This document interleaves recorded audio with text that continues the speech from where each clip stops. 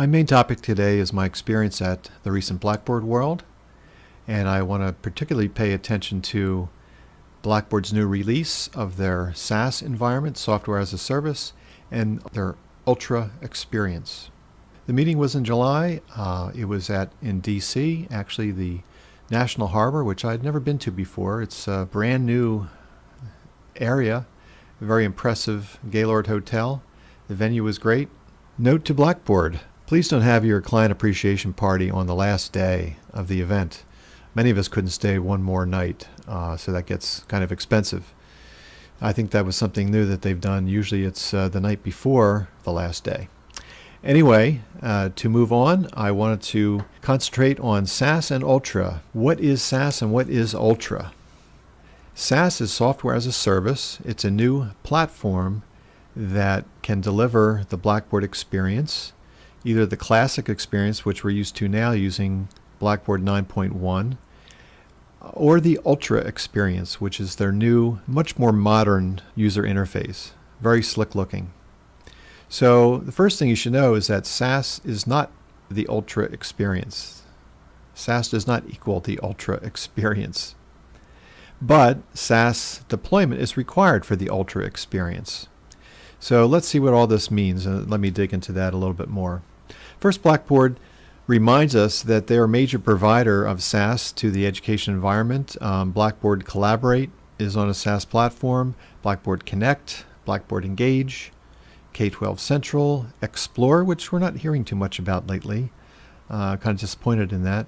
Safe Assign, MyEDU, and SchoolWires. They mentioned that they manage their SaaS environment in 7 different managed hosting data centers on 4 continents. It represents the largest private cloud in education worldwide. So Blackboard points out that the Ultra experience is available now in certain products. Collaborate Ultra is available now. BB Student is a mobile app that is very slick that uses the Ultra experience, and that is also available now. We're going to be promoting that for our students. Of course, it works against our current 9.1 environment. So most of you out there probably have Blackboard Learn self-hosted or managed hosted, and it's 9.1. That's not going to go away. They don't say when that's going to go away, if ever. So we'll call that the original experience. And Blackboard Learn 9.1 can also be obtained in the SaaS environment. And then later, you can add on the Ultra experience. So how's this all going to work? First of all, I think there was some anxiety in the crowd about how Blackboard's going to continue to support 9.1. Currently, our institution is on 9.1 April 2014. Support will be extended to the first quarter of 2016. And the October 2014 is going to be extended also to the end of the fourth quarter 2016. So Blackboard is committed to releasing biannual releases. They will repeat every October and every April. So they're going to have a major release every 6 months. That is what is happening on the current either managed hosted or, of course, if you host it at your own premises, you'll have that ability to update those releases. So what is the Blackboard Learn Ultra Experience Roadmap? Now, what was interesting to me is that it's available now. Now, I think personally that it's primarily going to be of interest to new accounts, new institutions that are just starting or switching to a new LMS, because a lot of what we're used to is not yet available in the Ultra experience. So I'm not going to go through the full list, but basically things that you would expect in most LMSs: announcements, notifications, roster, the course content, calendars, discussion, messages, assignments, grades. All that's available now in the Blackboard Learn Ultra experience. But some of the things we definitely would need to have are still in development. So tests, group management, rich page editing, rubrics, integrated framework for publishers, and locale and language selection. These are all things that are still in development for the Ultra experience. And to be honest, I still don't have a clear understanding of when that will become available. And there are other features that are in research. They're not even in development yet. So this may be very disappointing to those of us who are on 9.1 and looking to freshen our user experience, in the near time frame. So in research, tabs and modules. So there's no tabs and modules yet in the Ultra experience. They also list audio and video, learning outcomes, enhanced cloud profile, and safe assign integration. So these are still in research mode for Blackboard Learn. So that I think is probably going to be disappointing for a lot of institutions running 9.1 that we're hoping to move more quickly into the Ultra experience. So how about Blackboard Collaborate? Now Blackboard Collaborate, again, the Ultra experience is available now, but a lot of features are not in it. So if you're used to having integration with the Blackboard Student app, it's a very nice app, but that's not integrated into the Ultra experience yet. That's in beta. MP4 recordings, Collaborate specific APIs, LTI integration. These are all in beta right now. Under development, they have integration with the Learn Ultra experience, persistent and preloaded content, quality feedback analysis, and some others are in development. In research, which means it's even further out, polling, breakout rooms, native session recording and playback, private chat, integrated telephony, display videos as content, and so on. So there's still quite a bit that is still not in the Blackboard Collaborate Ultra experience. How about mobile? Where are they with mobile? Well, most of you are familiar with Blackboard Mobile Learn, which was produced by their purchase of Terribly Clever Designs way back when. We also use the Blackboard Mobile Mosaic system for our own university custom mobile app. It looks like Blackboard is moving away from this sort of integrated interface to 9.1 in the form of Blackboard Mobile Learn. Instead, they're bringing out what they're calling persona-based apps. So it's one app based on who you are. So the first one that's been released already is BB Student, which looks very nice, and we're going to certainly promote that to our own students here. BB Instructor is coming out, and they also have plans in the works to do a BB Parent. So in a little more detail, the Blackboard Mobile App Roadmap. What's available now? I forgot to mention BB Grader is already available and out there. Of course, they have Mobile Learn, a product that we're using. It's not the Ultra experience, it's just in general the mobile app roadmap. BB Student is out there now. There are some features of BB Student that are still in beta. Calendar, attending a virtual class, which, with an integration with Collaborate, that's still in beta. In development is a Collaborate SaaS link, third-party content, and in research, notifications, enhanced profile integration, and so on. So there's still a lot that's not available in these new Persona mobile apps. So moving back to Blackboard Learn and the Ultra experience, there are a number of questions that I'm sure you have and I had. For example, will third-party building block extensions work in Ultra Learn? So if you're using the original course building blocks that come with Blackboard, they should work now. But other building blocks, certainly customized building blocks, are not going to work yet, and they're developing a new framework to develop building blocks for the new Ultra Learn. Will my SIS and custom authentication still work in Learn Ultra? Apparently yes, all SIS integration types will continue to work.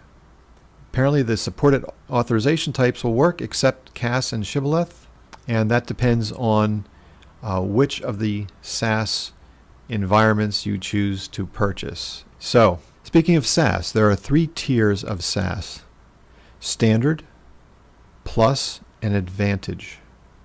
Plus and Advantage are still in development.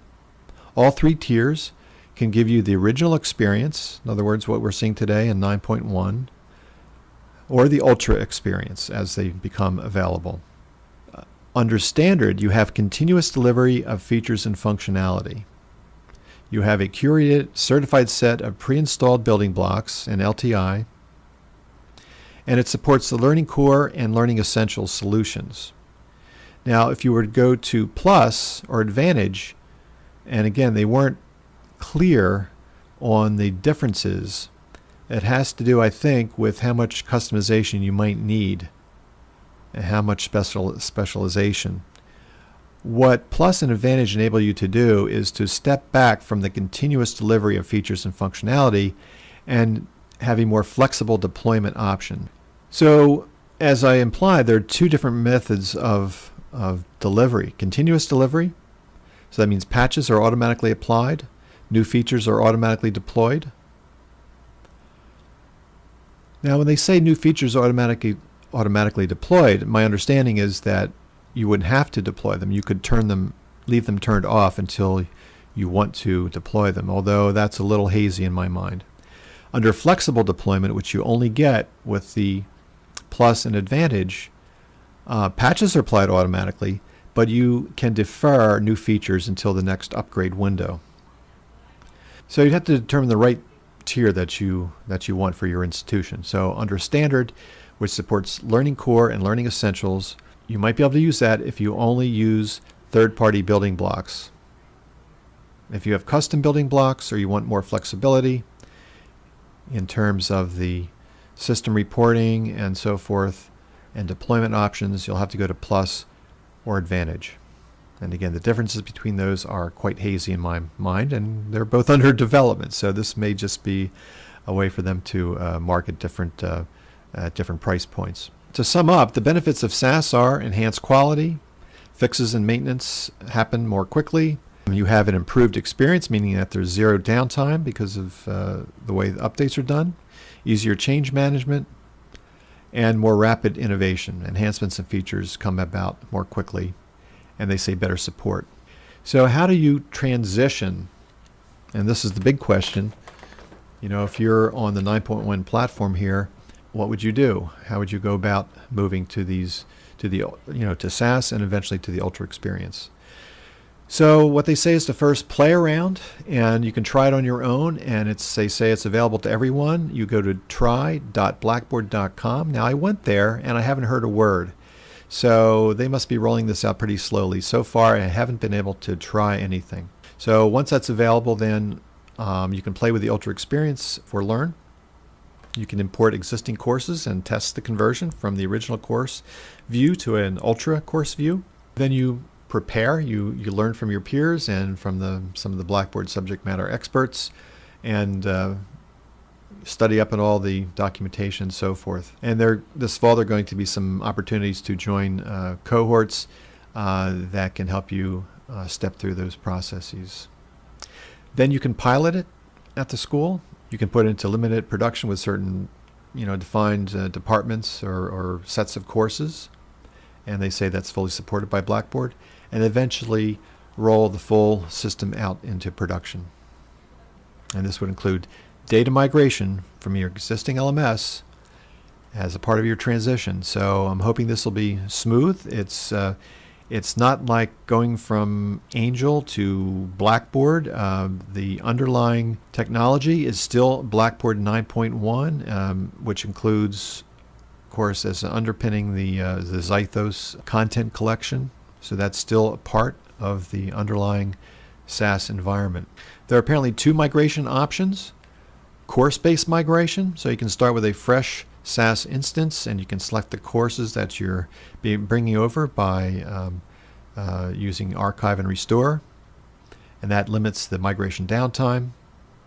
But the configuration settings are not brought across. If you want that, then you would have to do a full data migration. You would clone the current database and file system on the SaaS environment. It would restore it to the new SaaS instance, and it would require some downtime. And that would maintain the existing data and configurations.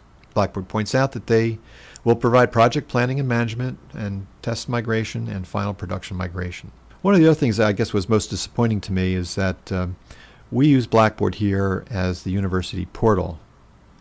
In fact, we're going through a major change to our theme and updating our portal as this month for the fall term. Since there's no defined Ultra experience for tabs and modules, that's still in research, so it's going to be quite some time before we would be able to move to the SaaS environment to be able to duplicate what we have now using our managed hosting environment.